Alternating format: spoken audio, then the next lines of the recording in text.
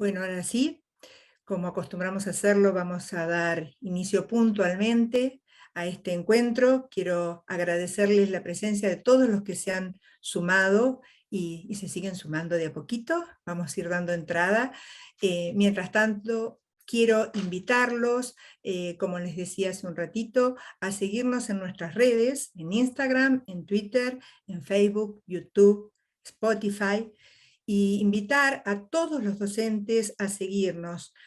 Por ahí pueden estar actualizados de cada una de las propuestas que ofrece la asociación, y también recordarles que a través de nuestro canal YouTube pueden acceder a un sinnúmero de capacitaciones pedagógicas que hemos brindado en particular en los últimos 2 años.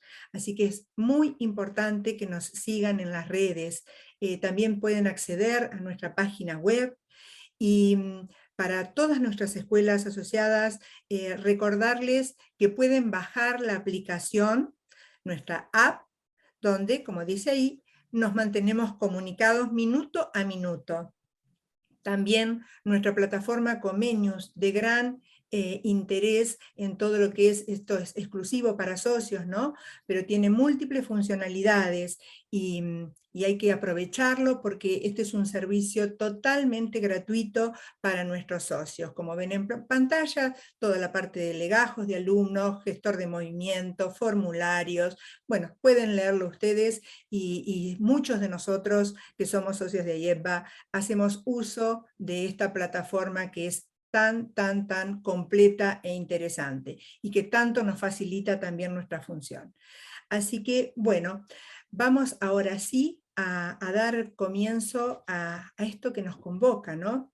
En primer lugar me voy a presentar, mi nombre es Miriam Udi, soy miembro de la comisión directiva de AIEPBA-JUNEP y los hemos congregado a este inicio de un ciclo de charlas y capacitaciones pedagógicas que consideramos sumamente importante brindarle a nuestras escuelas y a todos los docentes de nuestras escuelas. ¿Por qué? Porque no es novedad para ninguno de nosotros el saber que el tema de la alfabetización está atravesando una grave crisis en nuestro país. Crisis que no es de ahora, esto viene de muchos años atrás. Pero si bien hay muchas medidas que dependen de los gobiernos de turno, de los ministerios, somos también los docentes que estamos al frente de nuestros alumnos los que tenemos que generar ese cambio que tanto nos debemos y que tanto les debemos a nuestros alumnos. Y entre todos,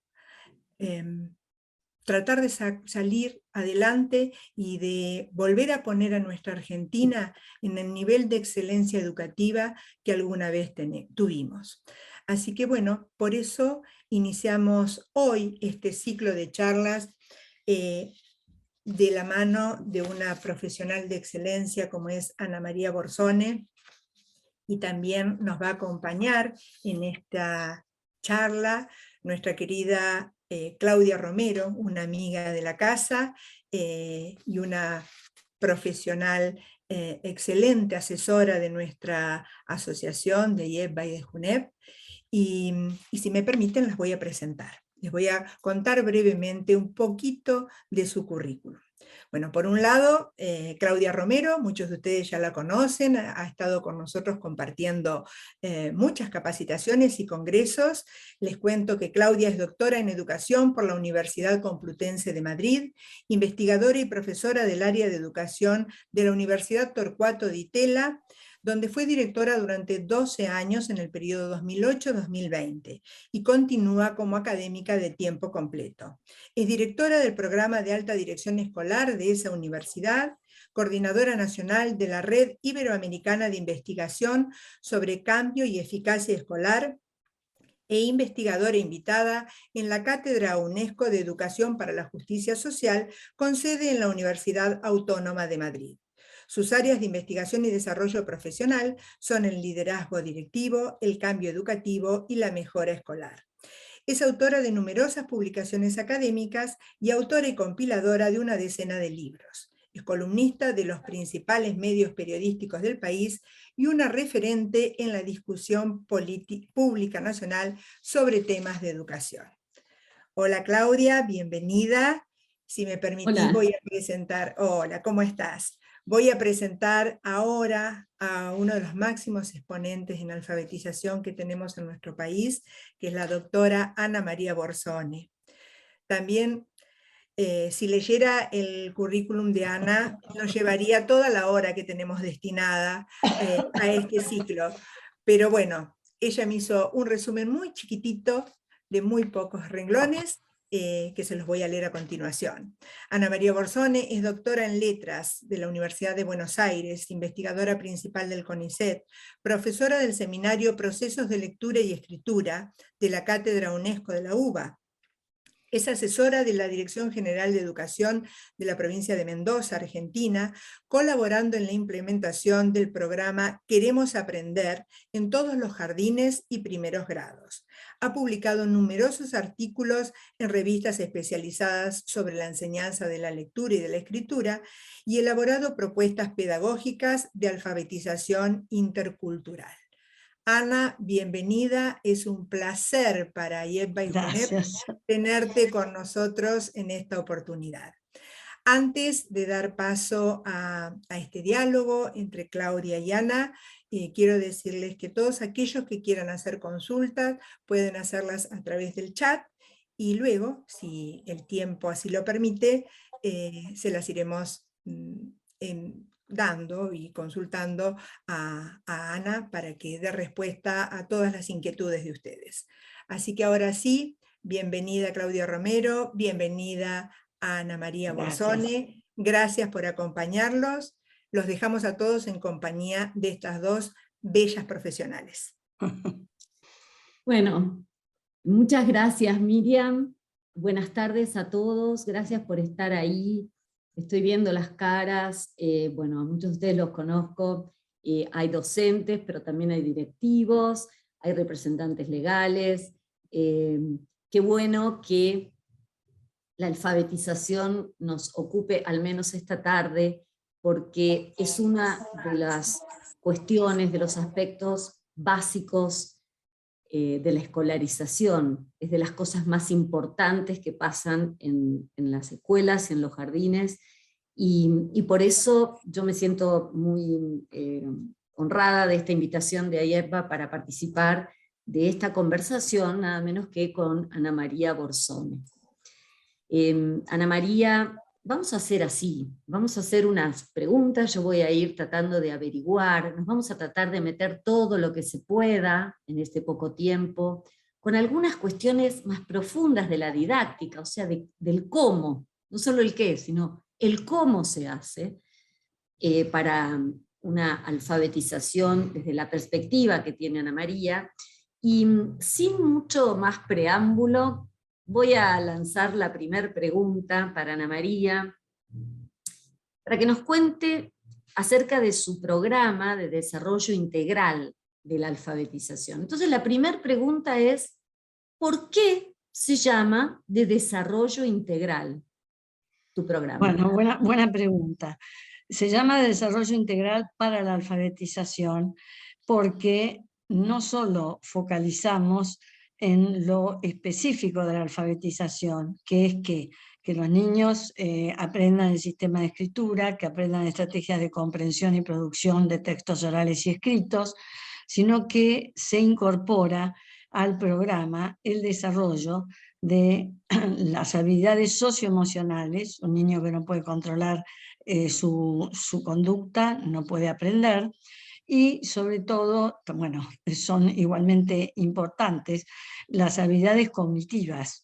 Los chicos cada día tienen menor capacidad de atención y la atención se puede desarrollar.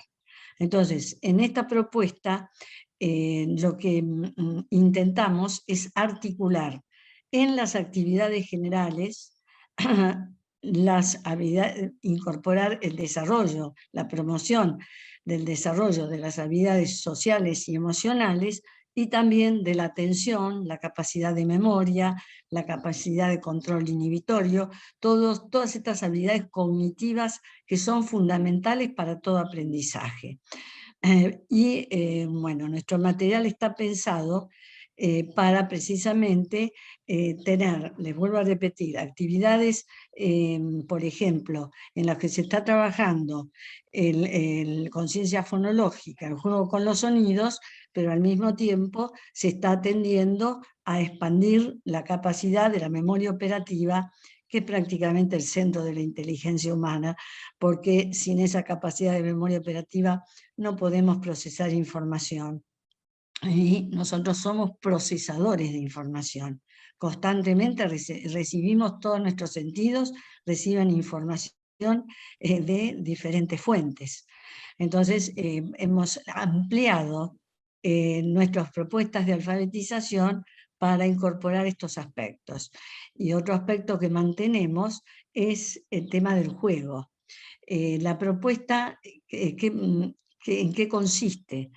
Consiste en comenzar a edad temprana trabajando estos ejes desde jardín, y que haya una continuidad entre jardín y el nivel inicial, y primaria. Es fundamental esa articulación. Yo hace años que vengo escuchando el tema de la importancia de la articulación, y ahora se resalta mucho que la necesidad de articular para que no haya un salto. El niño está en un contexto, aprende a través del juego, y de pronto salta a un contexto escolar totalmente diferente. Entonces lo que hemos elaborado es un programa que tiene toda una continuidad en sus ejes. Empezamos trabajando muchísimo con la oralidad, ¿no es cierto? Enseñanza de vocabulario, mucho trabajo con la oralidad, el vocabulario, enseñar a relatar, enseñar a describir, enseñar con, por supuesto, una progresión en dificultad.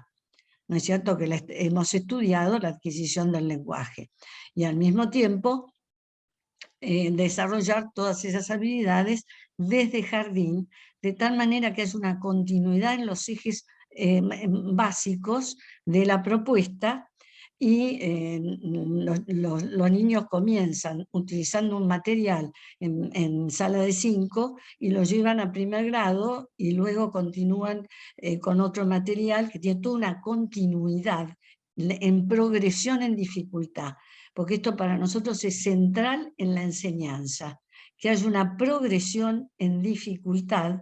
Los chicos van avanzando paso a paso, y hay continuidad entre el jardín y los primeros grados.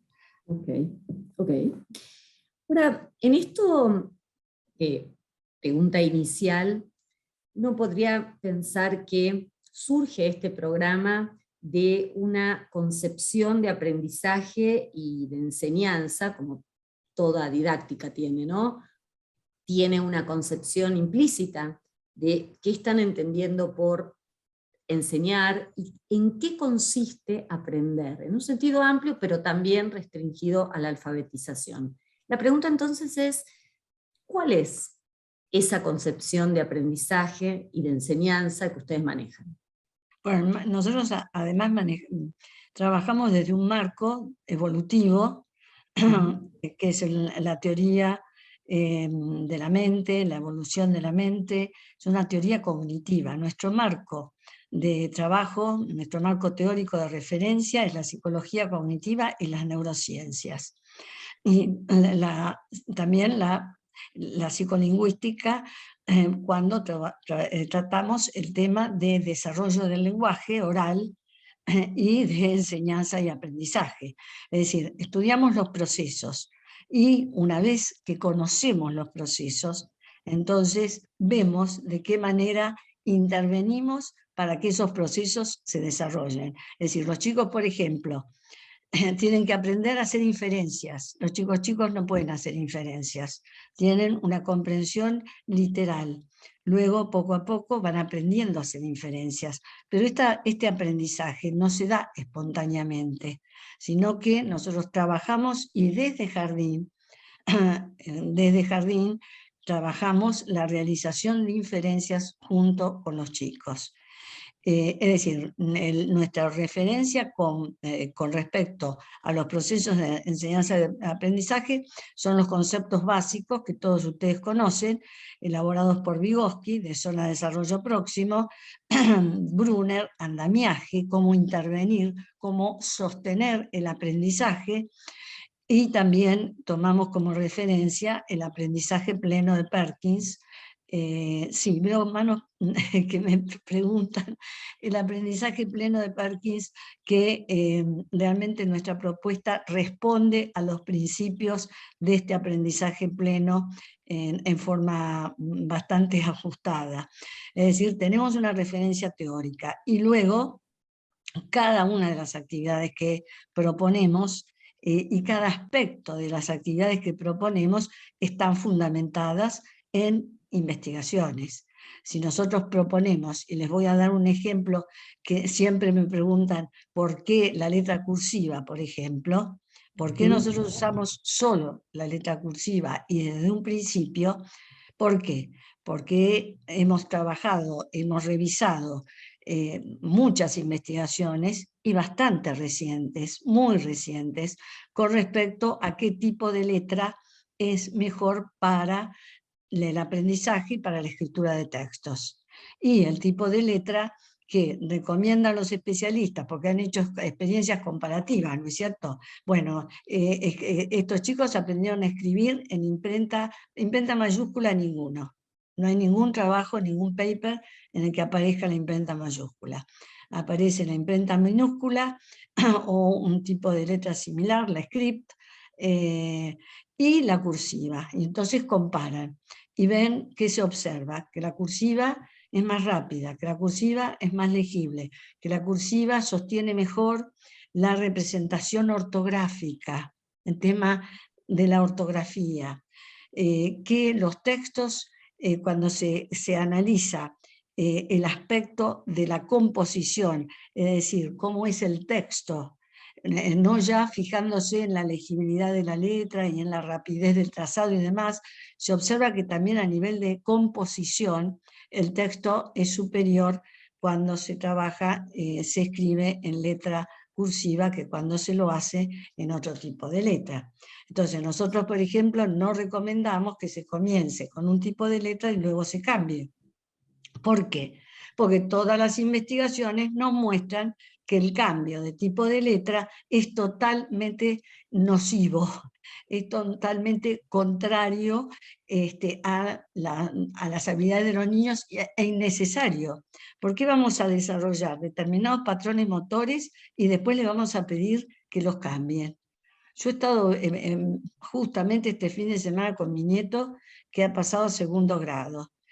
Y veo el rechazo que tiene, porque por un lado le piden un tipo de letra, después le piden otro tipo de letra. Todas las investigaciones nos muestran lo mismo. Si empezamos con script, empezamos con imprenta minúscula o con una semicursiva, se sigue con ese tipo de letra. Bueno, en una semicursiva pasan a una cursiva. Pero nosotros proponemos partir de los trazos básicos, que lo hemos tomado, no inventamos, lo hemos tomado de investigaciones. En el caso de los trazos básicos lo tomé de una investigación hecha en Canadá, en escuelas francesas. Bueno, partimos de los trazos básicos para por supuesto, y la práctica, y ese es otro tema, la práctica de los trazos básicos, porque es la mano la que aprende a trazar las letras. Y así como los pies necesitan practicar para bailar, y las piernas y todo el cuerpo, y las manos necesita el pianista practicar 8 horas diarias, ¿no es cierto? Nosotros empezamos desde jardín con trazos básicos, empiezan a aprender el trazado de la letra cursiva y a fin de primer grado escriben muy, muy bien en letra cursiva. Les puedo enviar un trabajo que hemos hecho en una escuelita rural de Corrientes, comenzando desde un principio en primer grado con letra cursiva, y con un poco de práctica los chicos en 3-4 meses dominaban la cursiva. De hecho, después les voy a mostrar una escritura de una nena, bueno, de sí, una chiquita que ya en agosto escribe un texto y van a ver qué calidad de letra tiene. Lo que pasa es que no podemos abandonar la práctica, porque no hay aprendizaje que se consolide si no hay práctica. Y esto es lo que nos han mostrado las neurociencias, en imágenes cerebrales, ¿no es cierto? Nos muestran cómo se consolidan ese cableado, porque el aprendizaje, ¿qué es? Formar nuevas conexiones. Y esas nuevas conexiones, para sostenerse, tienen que consolidarse. Y tienen que practicar el trazado de la letra, tienen que practicar la lectura, tienen que practicar el trazado de palabras, la escritura de palabras, tienen que practicar la realización de inferencias, tienen que practicar el producir relatos de experiencias personales. Es decir, no vamos a llamarlo práctica, vamos a ir modificando la situación, pero el objetivo es que practiquen para consolidar los aprendizajes.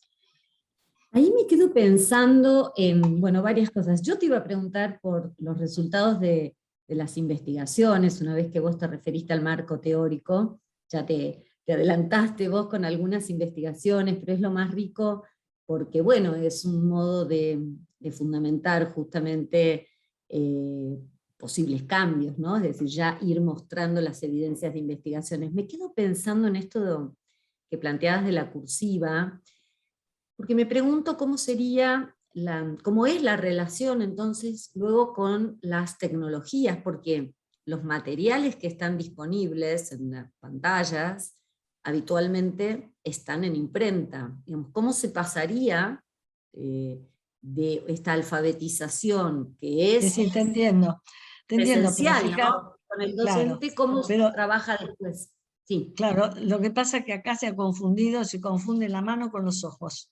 Los ojos Ok. procesan información de una manera y la mano, uno lee con los ojos, salvo que sea ciego, y lee con las manos y escribe con las manos.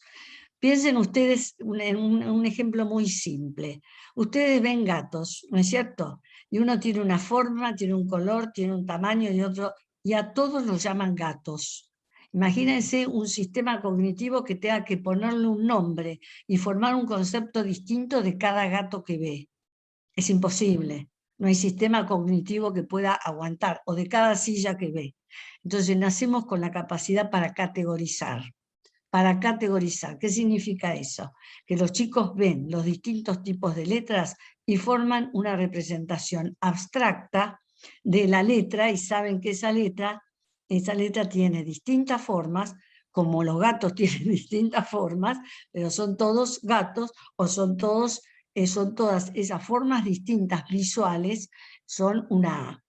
Cuando yo empecé a estudiar esto, tomé 18 pruebas a niños de 5 años de un jardín público, chicos que venían de bueno, en realidad de una villa de emergencia, ¿no es cierto? Y en todas en 17 de las 18 pruebas tenían un desempeño 0. En cambio, en lo que era percepción visual, tenían un buen desempeño. Es decir, que sin conocer la letra, ¿no es cierto? Yo les mostraba una letra arriba y 4 letras abajo. Y les decía, bueno, ¿cuál es esta letra que está arriba? Y no se equivocaban al identificar la letra. Es decir, los ojos procesan de otra manera. Lo que muestran todas las investigaciones, inclusive las nuestras, es que uno puede enseñarles a leer imprenta minúscula. Nosotros no usamos la imprenta mayúscula para nada. Imprenta minúscula, y porque todos los libros están en imprenta minúscula. Claro. ¿Y por qué? ¿Por qué? Porque una decisión basada en los datos, ¿no es cierto? ¿Por qué todos los libros no están en imprenta mayúscula y están en imprenta minúscula? Porque en el año 1940 y algo, ya no me acuerdo exactamente cuándo, se hizo la investigación sobre qué se percibía mejor. Y lo que se observó es que la letra de imprenta minúscula se procesaba con mayor precisión y con mayor rapidez. En cambio, la letra de imprenta mayúscula entorpecía la lectura. ¿Por qué? Porque la letra de imprenta mayúscula está toda en el mismo tamaño, ¿no es cierto? Entonces, al tener todo el mismo tamaño, no hay contraste perceptivo. Entonces, entorpece el reconocimiento y la lectura, el utilizar letra de imprenta mayúscula. Pero aún peor, ¿no es cierto? Porque lo que impide ver la letra de imprenta mayúscula, perdonen que me extienda tanto, es el punto. Y el punto es fundamental, el punto y la mayúscula. ¿Qué marca el punto? Marca el límite de una unidad de información. Y nosotros procesamos el habla y procesamos la escritura en unidades de información. Entonces, cuando nuestros ojos llegan al punto, hacen una pequeña pausa, todo eso es un sistema que se va formando y que está muy estudiado, hacen una pequeña pausa para ir procesando hacia atrás y relacionando la información que hemos incorporado hasta ese momento. En cambio, si los chicos no ven el punto, siguen de largo. Y entonces integran información que no va junta. Es decir, ha sido un grave error. Después nos preguntamos por qué nuestros chicos no comprenden textos. Hemos hecho todo lo posible para que los chicos no comprendan textos. Porque utilizar un tipo de letra, una vez que los chicos aprenden a leer, van a poder leer sin duda los carteles en imprenta mayúscula, pero primero tienen que leer en imprenta minúscula, poder ver los puntos, saber dónde hacen la pausa o pseudopausa para poder integrar la información, porque si no, no pueden comprender. Y esto está estudiado y fundamentado por las investigaciones. Entonces, nuestras decisiones, y sobre todo es una gran responsabilidad decirle a una provincia, en nuestro caso Mendoza, no señores, a partir de ahora se utiliza nada más que este tipo de letra, tenemos que fundamentarlo. Y lo fundamentamos, les vuelvo a decir, desde las investigaciones. Contame, porque yo conozco algunas otras investigaciones, no sé, contame más de cosas que hayas investigado y que de golpe te plantean salidas nuevas, que te llevaron a plantear este programa. Es decir, ¿qué cosas fuiste encontrando que te sorprendieron? Esto que decías de esta alfabetización más temprana.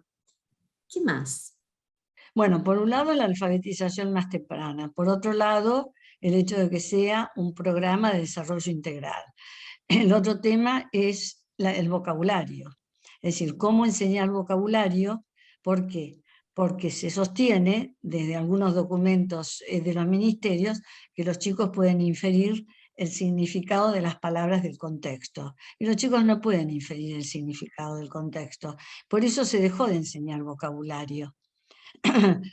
Entonces, ¿qué es lo que sucede? Si un chico no conoce el 95% de las palabras de un texto antes de leer el texto, no puede comprender el texto. Entonces, tenemos que volver, además, a enseñar comprensión de otra manera. Tenemos que trabajar los textos de otra manera. Es decir, lo que hemos visto y hemos avanzado en estos años es en el estudio de las estrategias de comprensión. ¿Qué estrategias tenemos que enseñar? ¿Cómo enseñar? Primero, conocer cómo es el proceso, ¿no es cierto? Cómo funciona ese proceso de comprensión, cómo se van identificando y reconociendo y activando el significado de las palabras, cómo se las va relacionando entre sí, cómo hay que realizar inferencias constantemente, porque si aparece primero Juan y después aparece él, el chico tiene que poder realizar una inferencia y recuperar el referente de él, de ese él que es Juan y que está en el texto, pero puede haber referentes que no estén en el texto. Entonces siempre los textos dejan información implícita. Entonces, identificar las zonas de información implícita y saber qué tenemos que hacer junto con el chico la inferencia. ¿Qué es lo que vimos, lo que me preguntabas? Por ejemplo, comparar diversos tipos de textos y ver cuáles son más fáciles y cuáles son más difíciles, de tal manera que partimos, por ejemplo, trabajando en la parte de oralidad con experiencias personales, pero les enseñamos también a relatar experiencias personales completas y organizadas en la oralidad. de tal manera que cuando el chico ya domina el sistema de escritura, ¿y qué es dominar el sistema de escritura? Poder escribir palabras y poder leer palabras, entonces ya puede escribir un texto. Pero primero aprendió la parte de composición del texto a través de la oralidad. No sé si soy clara. Primero Sí, aprendió perfecto. a contar en la experiencia personal. Entonces después, cuando le pedimos que escriba una experiencia personal, cuando ya domina el sistema de escritura, escribe una experiencia personal que está perfectamente organizada. ¿No es cierto? ¿Y por qué partimos de experiencias personales? ¿Por qué? Porque conocemos el proceso de escritura. Y el proceso de escritura implica planificación en primer lugar, que para los chicos es muy difícil. Pero si van a contar algo que les sucedió, o van a escribir algo que les sucedió, esa planificación no la necesitan hacer. ¿Por qué? Porque ya vivieron esa experiencia, tienen una representación mental en su memoria de esa experiencia, es decir, que la planificación de ese texto ya está hecho. Ya está hecha en su cabeza, ya está organizada esa información, porque está organizada, cuando uno vive una experiencia personal, está organizada temporal y causalmente esa experiencia, ¿no es cierto? Entonces ya tienen ya el elemento organizado, es decir, ese género discursivo, la representación mental, la planificación, ya la tienen, entonces estamos aliviando el proceso de escritura. Porque cuando conocemos muy bien el proceso de escritura y conocemos las dificultades que los chicos tienen para escribir textos, entonces pensamos las situaciones didácticas de tal manera que alivien al principio el proceso, porque si no el proceso genera tal sobrecarga cognitiva que los chicos escriben 3 oraciones sin relación, no sé si soy clara.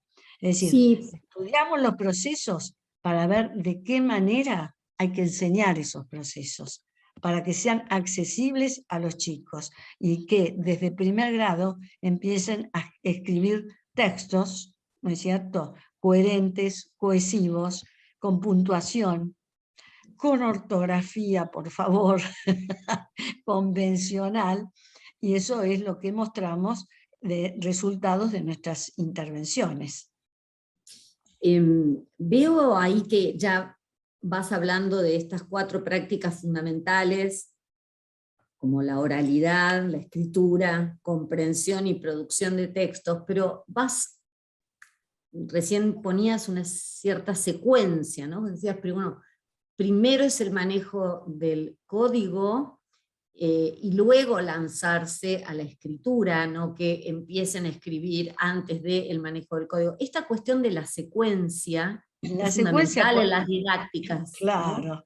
claro. Entonces, ¿cómo es la secuencia? La pregunta es, ¿cómo se trabajan estas 4 prácticas, oralidad, escritura, comprensión, producción de texto?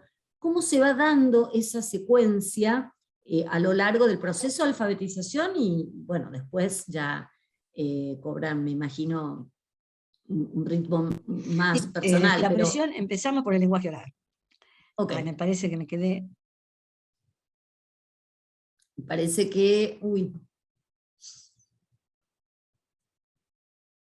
A ver si vuelve la conexión. Si hay preguntas, es el momento como para que me las puedan ir pasando, porque yo veo manos levantadas, pero ahí estamos.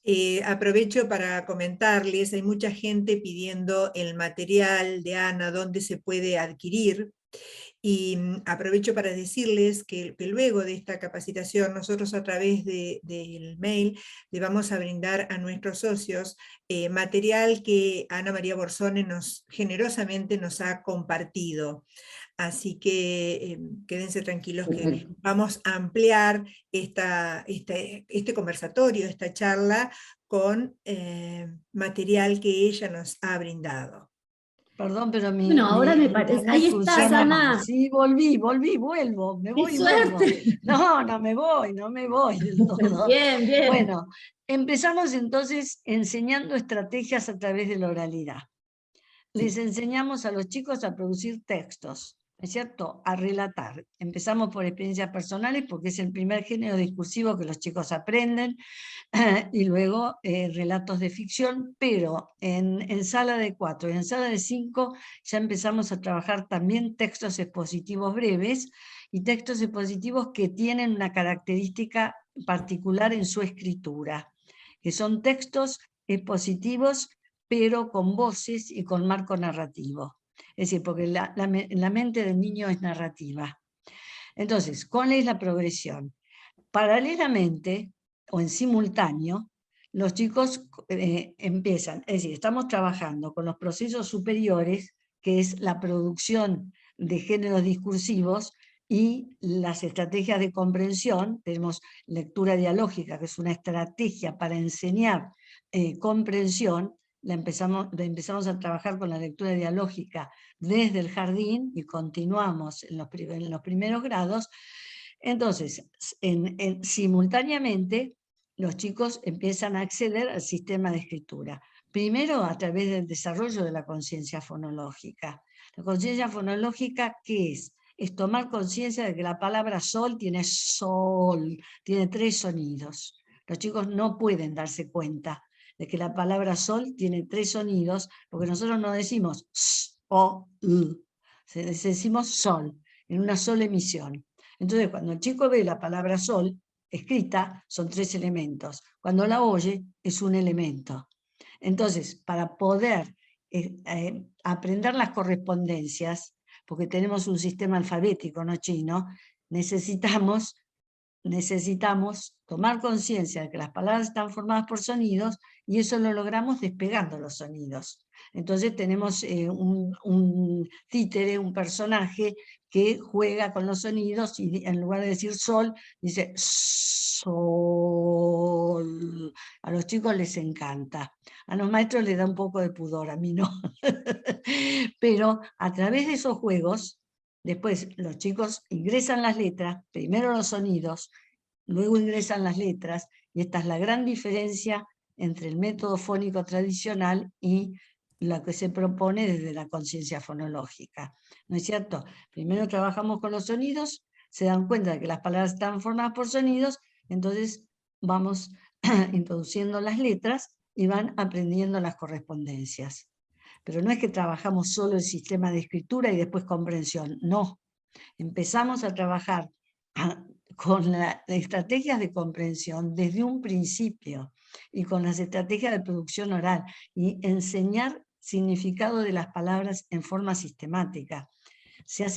Nos ha llevado años al equipo elaborar el programa. ¿Por qué? Precisamente para ir marcando la progresión, de tal manera, porque la progresión es lo que les permite aprender, y lo que les permite avanzar. Y la progresión que nos muestran las investigaciones, qué tipo de cuento tiene que hacer, por ejemplo, el cuento para que tiene que tener una estructura canónica, una estructura, una organización determinada. No podemos empezar con cuentos que no tengan esa estructura canónica. Es decir, esas son nuestras investigaciones. Sabemos que se procesan mejor los cuentos, tipo leyendas, o puede ser otro tipo de cuento, pero que responde a esa estructura. Luego, en el caso... Perdón, Sí. perdón, Ana, te voy a interrumpir en esto, que me Sí. parece interesante porque los docentes son quienes seleccionan muchas veces los materiales, ¿no? ¿Nos podés dar un ejemplo? ¿A qué te referís con un cuento de estructura canónica? Yo interpreto que es la estructura clásica, pero ¿a qué te Sí, referís? un cuento que empieza con una escena. Había una vez un ratón que todas las noches salía a pasear. Luego sucede algo, evento inicial. Una noche se encontró con un león, la estoy simplificando. Evento inicial. El ratón sintió miedo, respuesta interna, que ahí entra el plano psicológico de la narración, porque hasta ahora estábamos en un plano fáctico, en un plano de hechos, de los hechos, y esto también lo estudiamos mucho, cómo los chicos procesan de una manera el plano de los hechos y tienen grandes dificultades para procesar el plano psicológico, porque la teoría de la mente no tiene un gran desarrollo de la teoría de la mente. Entonces, ¿cuál es la estructura? La escena, donde se presentan los protagonistas. El evento inicial, sucede algo, ¿no es cierto? La respuesta del protagonista ante ese cambio. Entonces, en ese caso, el ratón tiene que pensar algo para que el león no se lo coma. Es decir, intentos para resolver el problema, ¿no es cierto? Porque todos los cuentos presentan un problema. Los intentos para resolverlo y la consecuencia. Esa es la estructura de base. Pero si hay un cuento, además a nosotros nos ha pasado. Los investigadores somos los que más nos equivocamos, porque nunca el conocimiento es suficiente, por eso trabajamos en equipo, nunca es suficiente. Me acuerdo que hicimos bueno, después lo arreglamos, una investigación sobre comprensión, y el cuento que elegimos empezaba con el evento inicial. Una vez una cigüeña un zorro invitó a una cigüeña a comer. Y faltaba la escena. La escena era, había una vez un zorro que era muy bromista, que le gustaba mucho hacer bromas. Una vez, ahí viene el evento inicial, invitó a una cigüeña a comer. Y el intento del zorro era hacerle una broma. ¿Qué hizo? Le dio la comida de tal manera, consecuencia, ¿se dan cuenta? Entonces, el tema con la narrativa es que si no tiene esta estructura, las relaciones causales, que son las que le dan coherencia y cohesión a la narrativa, no están flojas. ¿Se dan cuenta? ¿Por qué? Porque el zorro le hace esa broma a la cigüeña, bastante fea, pobre de cigüeña, porque le gusta hacer bromas. Y eso está en la escena, en la presentación del protagonista.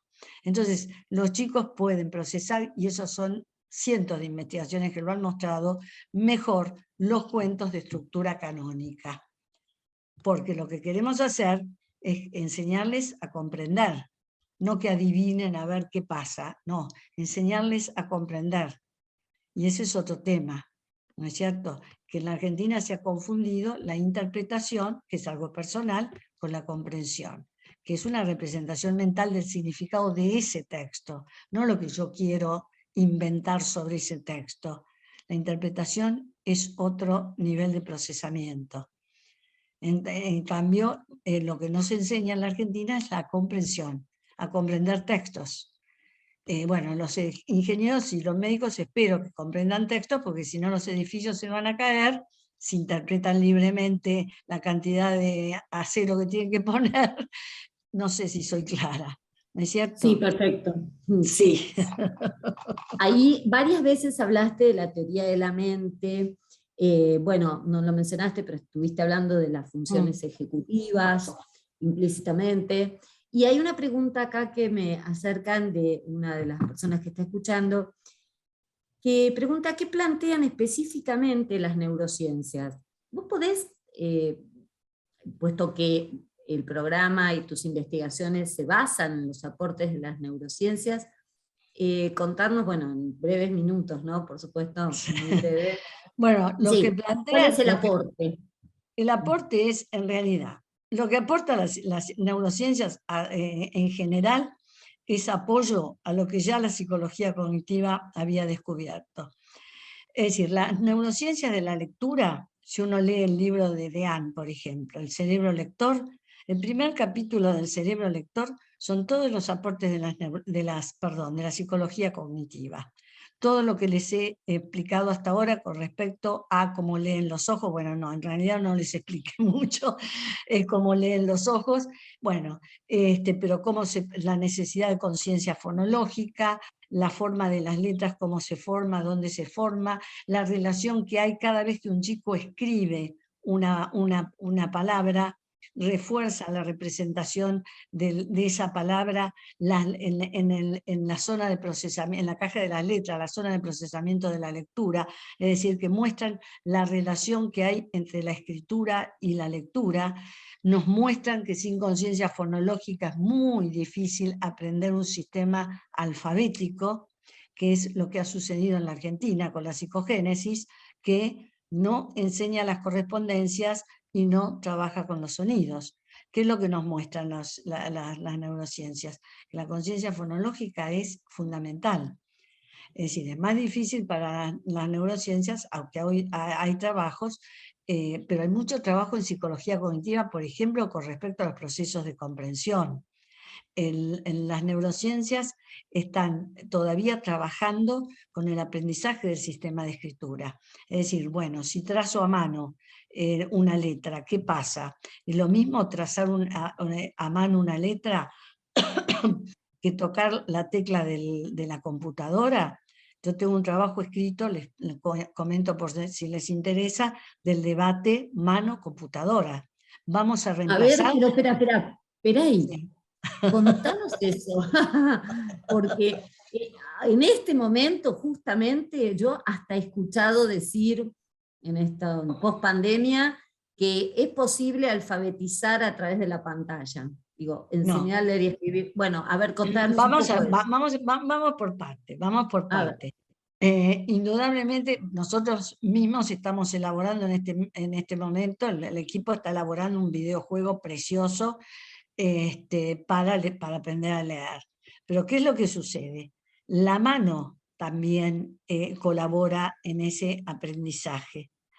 Entonces, volviendo al debate, es un debate que empezó a plantearse en el 2015, si íbamos a reemplazar, se planteó en países desarrollados, si íbamos a reemplazar la enseñanza de la escritura a mano por la enseñanza directamente en el teclado.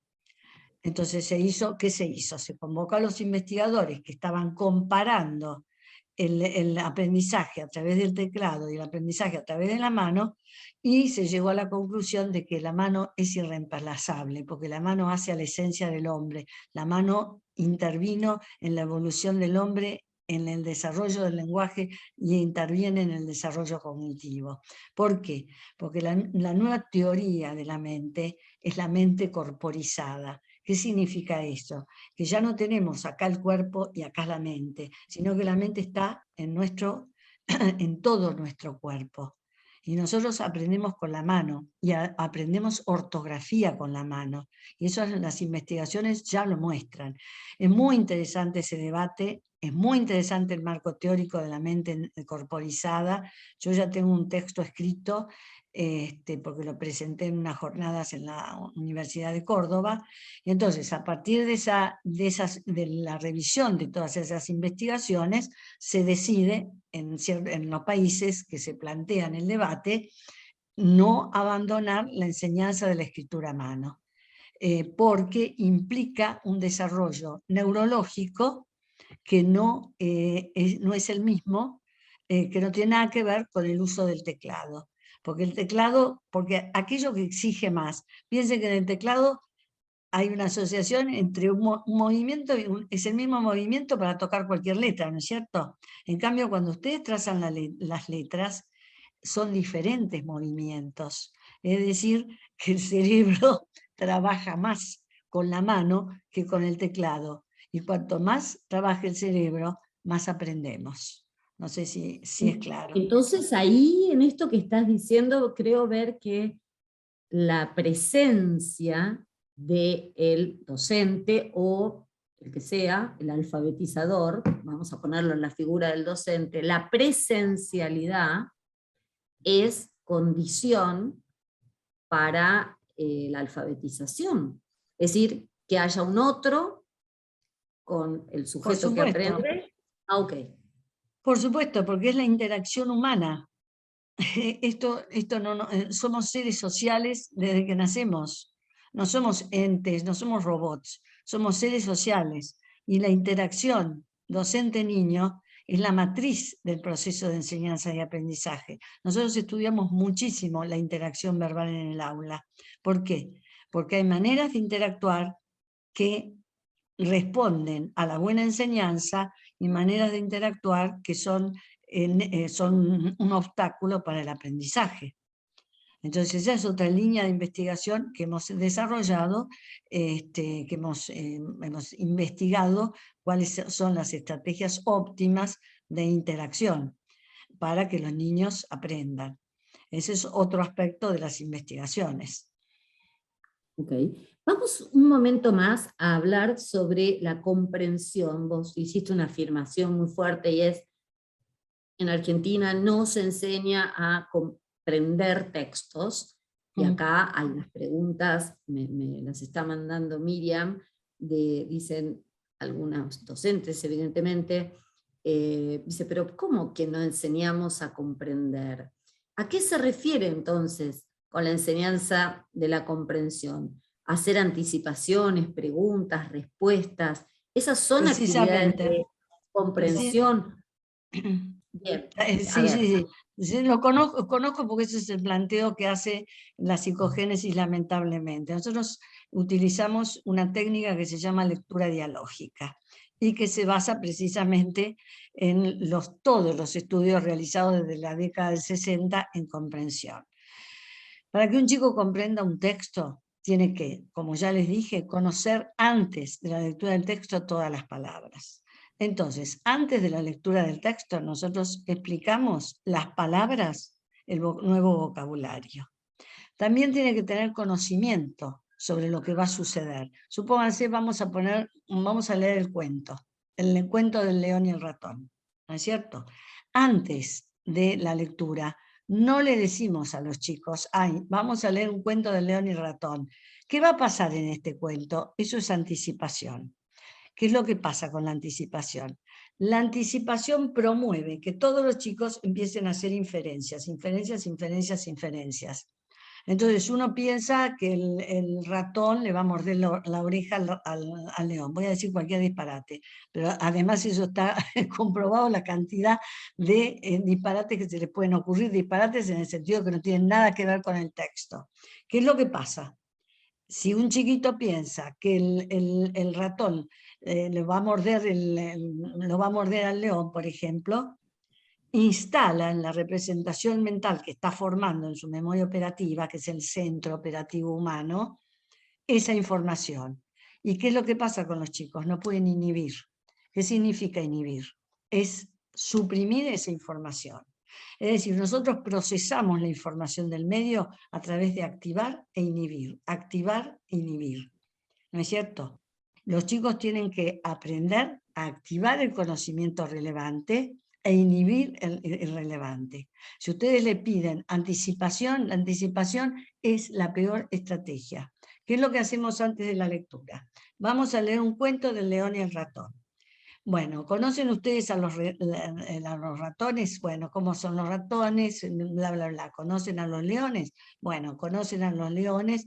Si se habla de alguna palabra, una trampa, por ejemplo, en el cuento, es una red. Bueno, ¿saben lo que es una red? Tienen que tener, ¿qué es lo que estamos haciendo? Estamos activando conocimiento previo, necesario para comprender el texto. Estamos construyendo los cimientos. Estamos activando la información que corresponde al cuento y que ayuda a procesar el cuento. Es como prender una lamparita. Entonces, ¿qué es lo que sucede? Cuando leemos el cuento y aparece el león o aparece el ratón, se activa más esa información que ya activamos y adquiere más luminosidad para hacer una metáfora, ¿no es cierto? Después, ¿qué es lo que hacemos? Hacemos por lo menos 2 pausas durante la lectura. ¿Por qué? Porque el chico ha ido formando una representación mental. Pero ¿qué pasa? Los chicos no pueden hacer inferencias.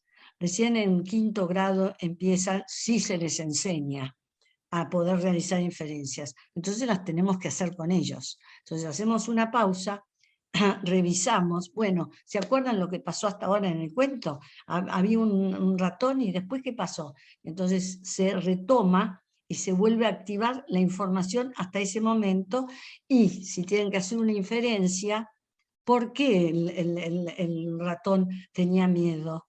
Entonces el docente lo hace con él, le está prestando su cognición. Esto es parte de la teoría de Vygotsky, la cognición compartida. Es decir, la capacidad de memoria que el chico no tiene, la pone el adulto. Eso es trabajar en la zona de desarrollo próximo. Eso es el andamiaje, ¿no es cierto? Entonces hace las operaciones mentales junto con el chico. De la misma manera que cuando la mamá lleva la mano del niño para que pueda trazar bien la letra y que hay investigaciones muy recientes que muestran que tomarle la mano al niño y ayudarlo, llevarle la mano para trazar la letra genera una representación mental más fuerte. Lo mismo sucede con las operaciones mentales, con la inferencia, por ejemplo. Bueno, acá dice él. ¿Quién es él? Bueno, ¿se dan cuenta? Entonces se está formando una representación mental.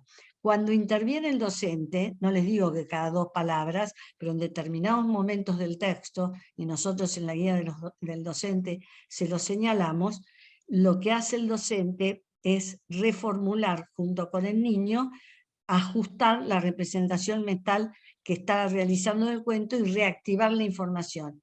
De tal manera que cuando vuelve a retomar la lectura, esa información anterior ya está reactivada y el niño puede ir integrando la nueva información a la información anterior. No sé si soy clara. Perfecto, o sea, los procesos de comprensión entonces quedan para mí clarísimos en lo que podemos abordar en este corto tiempo, ¿no? De la presencia, el andamiaje, cómo se va completando la comprensión con el apoyo del adulto, que irá regulando cuánto apoyo, retirando en la medida en Claro, que el alumno van vaya avanzando. cobrando autonomía. Sí, sí, ese juego se entiende muy bien.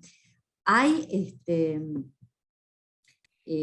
bueno, alguien dice, contestando a lo que estabas diciendo recién, que nos han enseñado que hipotetizar o anticipar era una forma de activar el interés del niño por esto que iba a aparecer. Creo que estamos ya nos contestaste esto, pero bueno, ¿querés Bueno, agregar algo?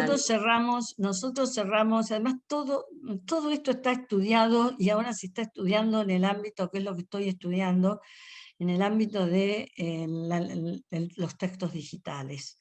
Que es lo mismo, es lo mismo, nada más que avanzamos requieren estrategias mucho más complejas. De hecho, el procesamiento multimedia en primaria es muy difícil y las investigaciones muestran que a los chicos de primaria, bueno, los nuestros tampoco quizá puedan hacerlo en secundaria. Pero me perdí ahora, ¿qué me habías dicho? No, que Oh, alguien sí, sí. comentaba, nos habían enseñado que Ya me acuerdo. Nosotros cerramos el intercambio guiando la atención del niño. Si ustedes le hablan y le muestran, bueno, en este cuento va a aparecer un cocodrilo, miren cómo es el cocodrilo, un yacaré, miren cómo es el yacaré, porque imágenes mentales, si el chico nunca vio un yacaré, por más que se lo describan, no va a poder formar una imagen mental, y es fundamental para la comprensión. Entonces, los chicos están motivados, no hace falta que anticipen cualquier cosa, es decir, no pueden inhibir. Es una manera que la lectura dialógica jamás va a anticipar. ¿Por qué? Porque el proceso de comprensión es un proceso hacia atrás, no hacia adelante. Cuando digo esto me acuerdo de Gasalla. Hacia atrás. ¿Por qué? Porque la información viene en pedacitos y ¿qué hacemos nosotros? La nueva información la relacionamos con la anterior. Cuando ustedes anticipan, están pensando en un proceso hacia adelante, y el chico ahí se cae al vacío, por eso los chicos ahora no comprenden los textos. La comprensión de textos es un proceso hacia atrás, naturalmente es hacia atrás, porque la información se va sumando. Entonces tengo que sumar la nueva información con la anterior.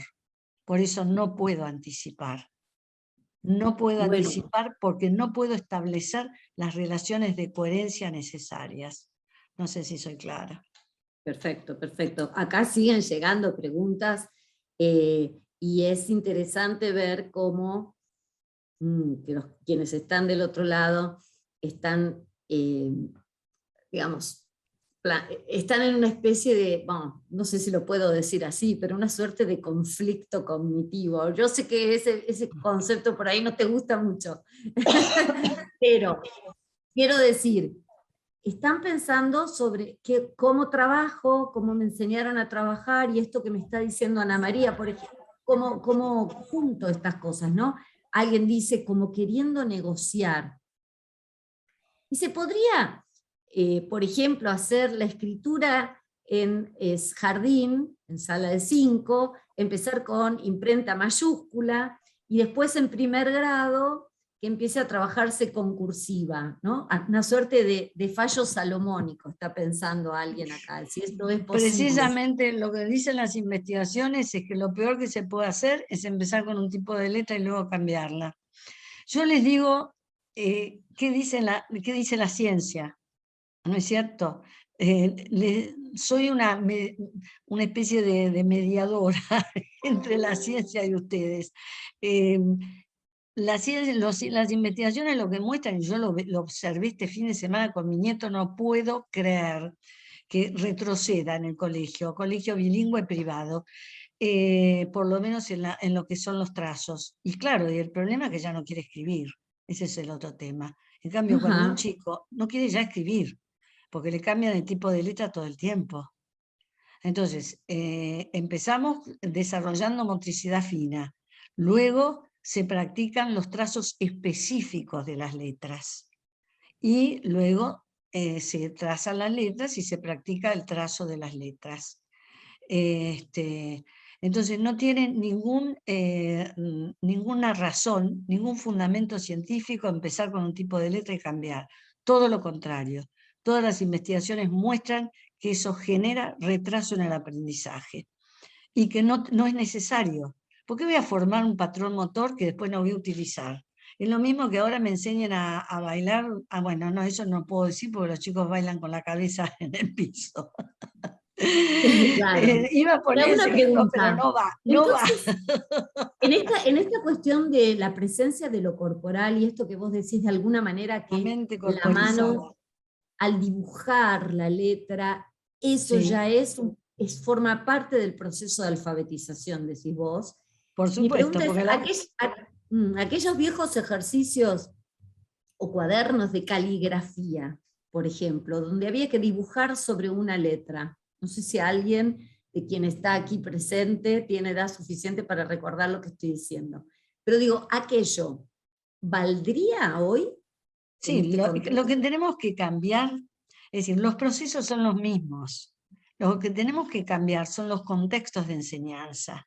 ¿No es cierto? Si nosotros la práctica la hacemos, como lo estamos haciendo en el cuadernillo de Klofkina, en forma divertida, con Klofkina que pega saltos y llega a la rana, es decir, el trazado, y tenemos que practicar también el trazado, y los chicos no tienen ningún problema. Yo creo que debe ser el único país en el que no se practica el trazado. Se puede practicar en contextos más divertidos, pero la práctica del trazado es fundamental. Además, la primera investigación que hicimos con el uso de cursiva exclusivamente, en 3 meses los chicos dominaban la cursiva y habían hecho práctica, lo cual no significa que se van a pasar el día practicando cursiva, no. Me han escuchado hablar de comprensión, porque si no, ¿qué es lo que dicen? Ustedes solo el tema de los sonidos y el tema... No, mi investigación es sobre comprensión textual. Así que nuestro programa está muy, como se dice, muy focalizado en la enseñanza de la comprensión. ¿Se dan cuenta? Entonces, sí, tenemos que practicar. ¿Practica el pianista? Sí, practica el pianista. Practica el bailarín, todo lo que sea movimiento y formar patrones motores, se consolidan con la práctica. Sin práctica no se consolidan. Tenemos que ver de qué manera se hace la práctica más divertida, más interactiva, pero la práctica a los chicos no les molesta la práctica.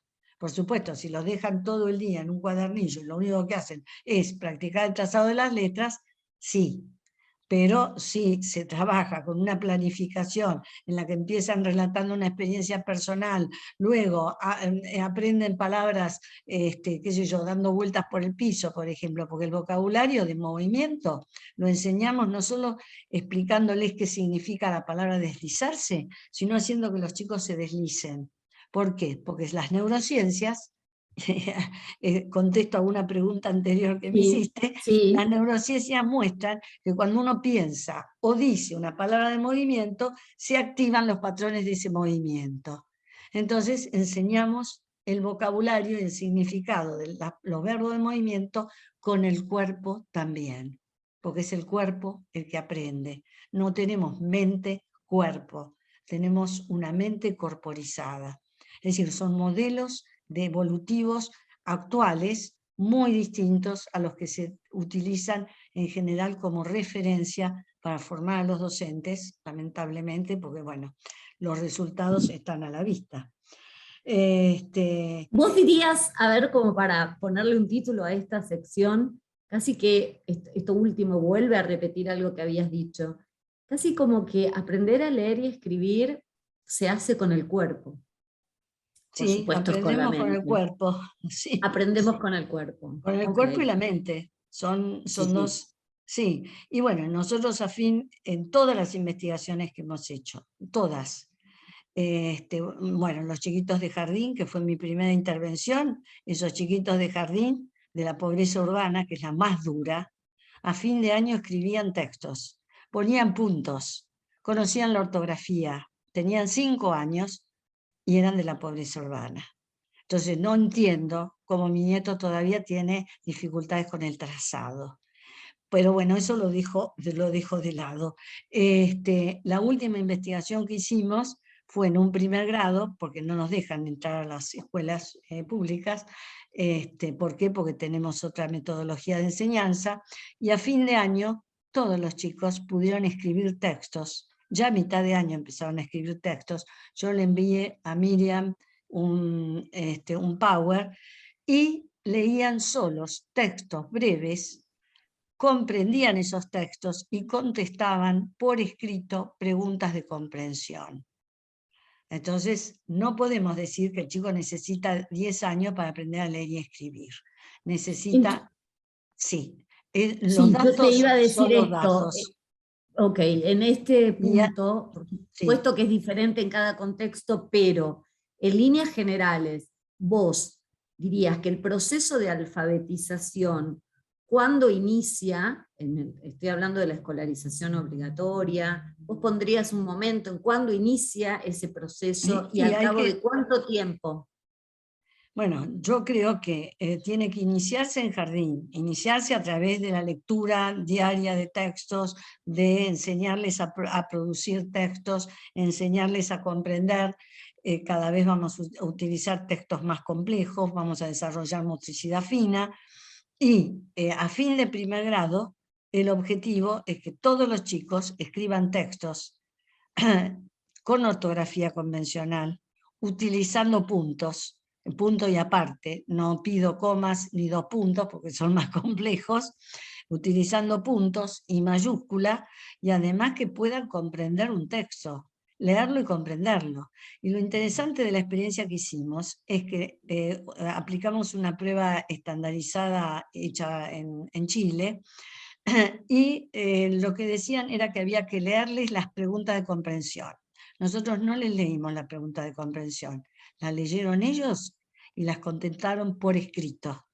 Escribieron las respuestas. Y además, en ese material que le envié a Miriam, también se ve cómo después de 1 año y medio, porque en el 19 hicimos esa intervención, y después en el 21, a mitad de año, cuando volvieron a la escuela los chicos cuya maestra se había formado en este programa y que tenían ya materiales para trabajar en sus casas, cómo leían y escribían, y cómo escribían textos, y cómo leían y comprendían textos. Entonces no hay ningún obstáculo para que todos los chicos puedan tener ese nivel y aún más alto a fin de primer grado. Es decir, si no logramos que a fin de primer grado los chicos alcancen ese nivel, ahí van a empezar a derrapar de alguna manera. ¿Se dan cuenta? Y no es tan difícil. Y ahora lo que vamos a hacer es, porque como no nos dejan entrar a las escuelas, bueno, estamos obviamente en Mendoza, pero es diferente. Vamos a ver qué es lo que sucede, qué nivel alcanzan cuando se empieza en forma sistemática desde los 5 años. Y suponemos que a fin de primer grado van a tener aún un desempeño superior. A mí me gustaría, si Miriam quiere, mostrarles los textos que escribieron, mostrarles mostrarles los Perfecto. textos que leyeron y comprendieron. Sí. Podemos mostrarlos, Miriam, y si tenés que hacer Los vamos a enviar, enviar. como les Perfecto. decía recién cuando se había desconectado Ana, lo vamos a enviar todo este material para nuestros socios en las próximas horas, en las próximas 48 horas seguramente lo van a estar recibiendo. Permítanme pasar un aviso. Hay muchas escuelas que no son socias de AIEPA, que nos están preguntando cómo asociarse. Les pedimos por favor que se contacten por privado o que nos llamen a los teléfonos de AIEPA o a través de las redes, por eso insistimos tanto en el uso de las redes, ¿no? Y que nos sigan, puedan contactarse y bueno, dejarnos algún teléfono de contacto o mail y nosotros los vamos a llamar y nos vamos a poner en comunicación con todos, ¿sí? Quédense tranquilos, bueno. el material les va a llegar a sus manos. Perfecto, perfecto, gracias. Miriam, mira, acá estamos en tiempo ya, quedarían los últimos 5 minutos porque habíamos dicho que como mucho terminábamos 7:15, pero yo quiero decir que hay una cantidad de preguntas, Ana María, se han activado justamente dudas, preguntas, también un poco de resistencias, ¿no? Por decir, pero aprendimos otra cosa, ¿cómo voy a cambiar? Es como cambiar el caballo a mitad del cruce del río. Y hay unas preguntas que están relacionadas, yo te las planteo porque seguramente vos tenés una respuesta relativamente breve para ellas. ¿Cómo hacemos con los casos de alumnos con necesidades educativas especiales, los casos de dislexia? ¿Ellos también tienen que poder atravesar este mismo proceso o se contempla alguna forma particular? Me parece que están refiriéndose, a los casos de comprensión, pero también a la escritura en cursiva, creo. Bueno, yo no puedo hablar en general porque no soy especialista en dificultades. Lo que sí sé es que la dislexia, si los chicos comienzan a trabajar, es decir, primero, solo el 4% de la población puede ser disléxico. En este momento hay un 80% de chicos disléxicos en la Argentina, es decir, tenemos una maldición. No son disléxicos, no les han enseñado. Es decir, ¿qué es un chico? ¿Cuál es el problema de un chico disléxico? Empecemos por el principio. El problema de un chico disléxico es que no puede establecer, no puede desarrollar conciencia fonológica, no puede desarrollar conciencia fonológica. Entonces, como no puede desarrollar conciencia fonológica por problemas heredados de procesamiento fonológico, no puede aprender las correspondencias. Y si no puede aprender las correspondencias, tiene que tratar de leer por la forma general de la palabra, que es como se enseña ahora, es decir, se enseña para desarrollar patrones de dislexia. Por eso tenemos tantos disléxicos. ¿Qué es lo que se hace actualmente? Actualmente, el día que nace, se hace un diagnóstico de la posibilidad que un chico tenga dislexia en los países desarrollados. Entonces, ¿qué es lo que se hace?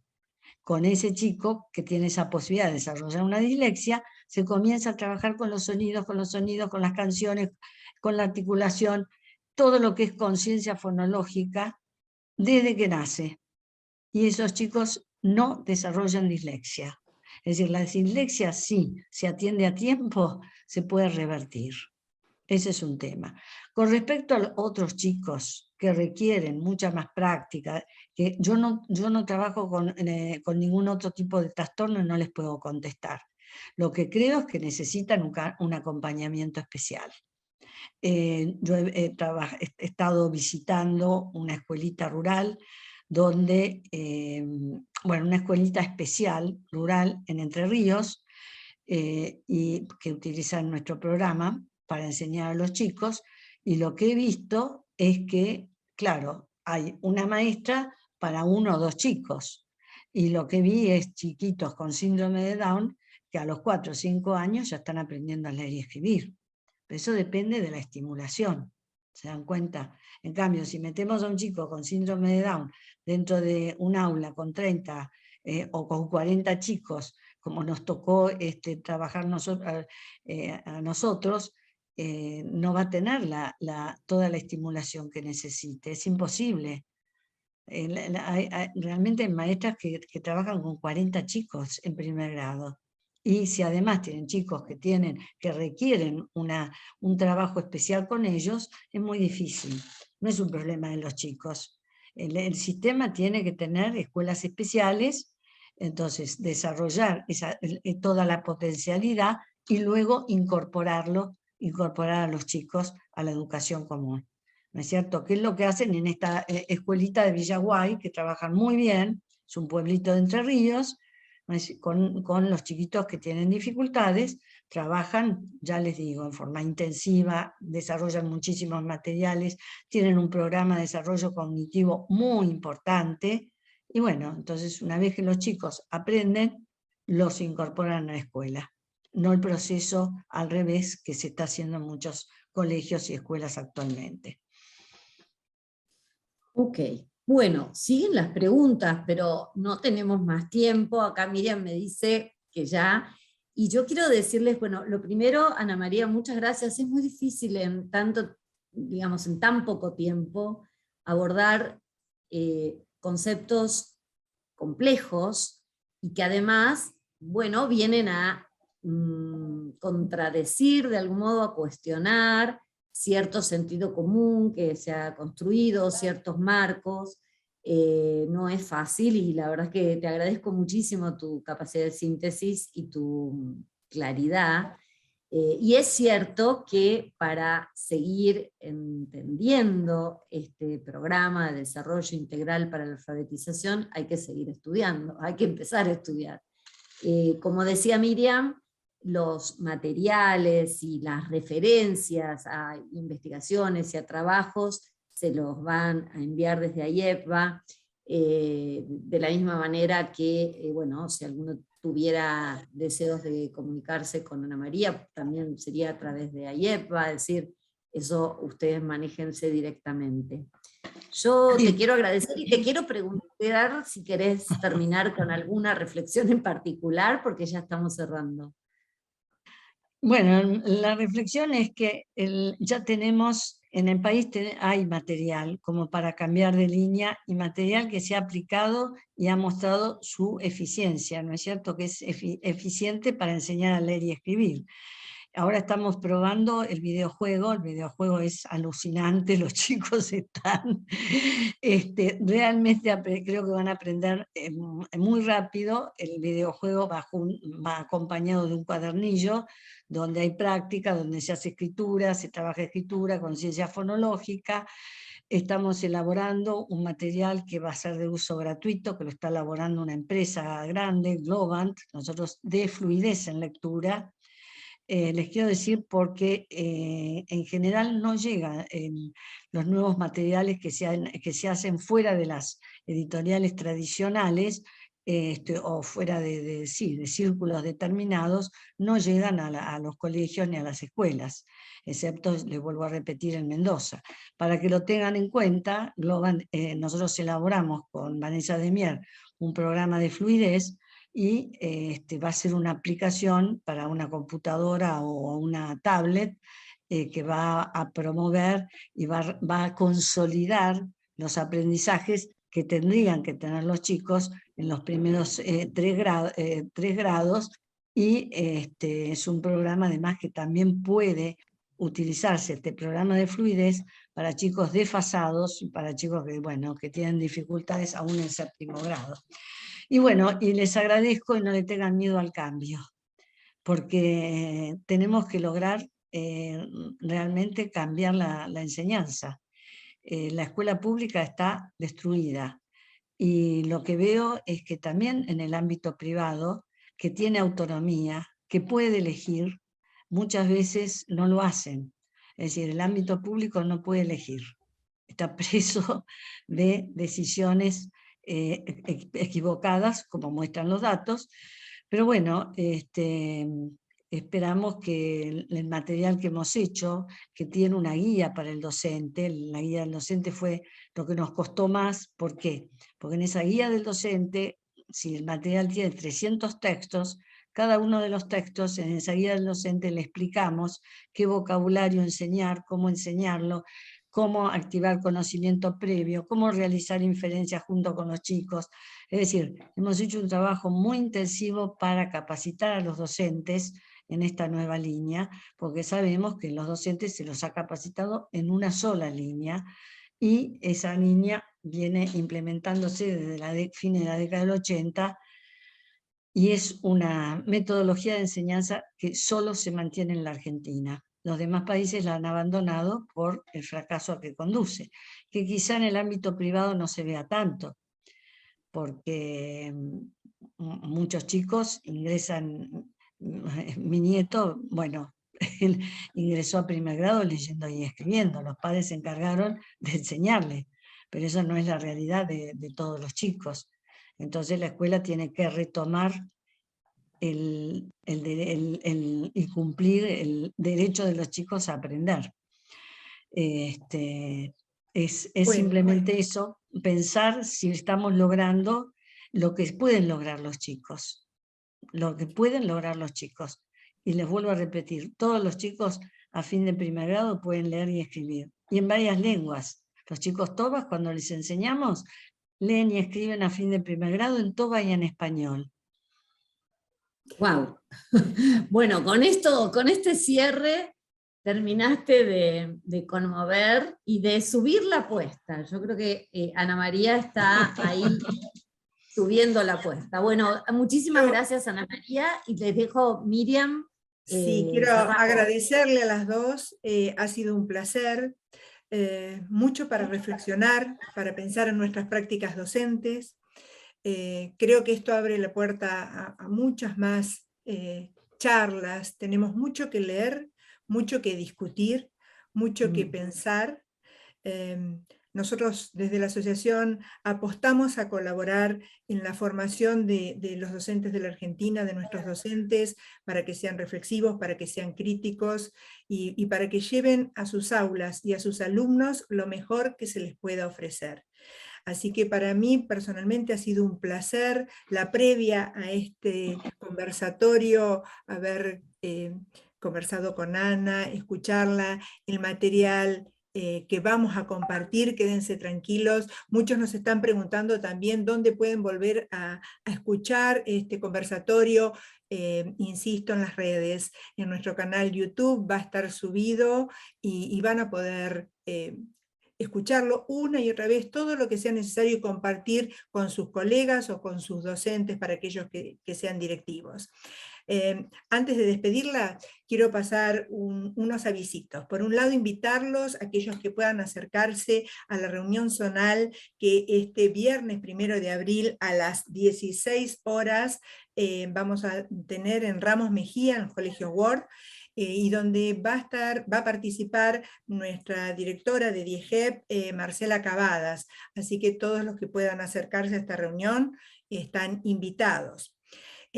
También les anticipo que 25, 26 y 27 de agosto vayan agendando, vamos a tener un nuevo Congreso Nacional de Educación de AYEP-BAJUNEP en la ciudad de Mar del Plata.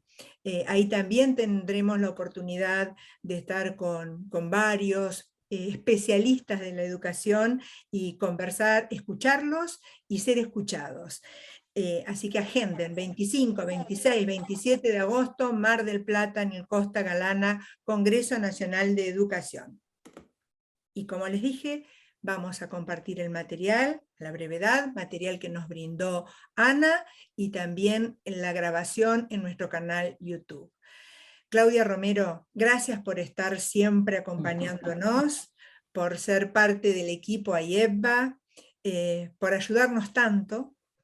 Y Ana, ¿qué decirte? Nada, que sos una grande, que seguís enseñando con esas ganas de enseñar, y que todos nosotros tenemos mucho, mucho, mucho que trabajar, aprender y llevar a las aulas, y prueba, error, todo lo que necesitamos para crecer, y que como poníamos en el mail donde invitábamos a este conversatorio, creemos que la capacitación de los docentes es la forma de alcanzar también los mejores logros de nuestros alumnos. Así que gracias a las más de 400 personas, creo que cerca de 450 personas estuvieron presentes en este conversatorio. En las próximas 24 horas sale otra invitación para la próxima semana. Seguimos trabajando, seguimos perfeccionándonos y seguimos fortaleciéndonos como docentes, que tanto hablamos de jerarquizar el rol. Bueno, una parte de esa jerarquización está en nosotros mismos, en seguir estudiando y en seguir llevando a nuestras aulas lo mejor. Gracias a todos, hasta muy pronto. Gracias Claudia, gracias Ana, y gracias a todos los presentes. Chao, gracias.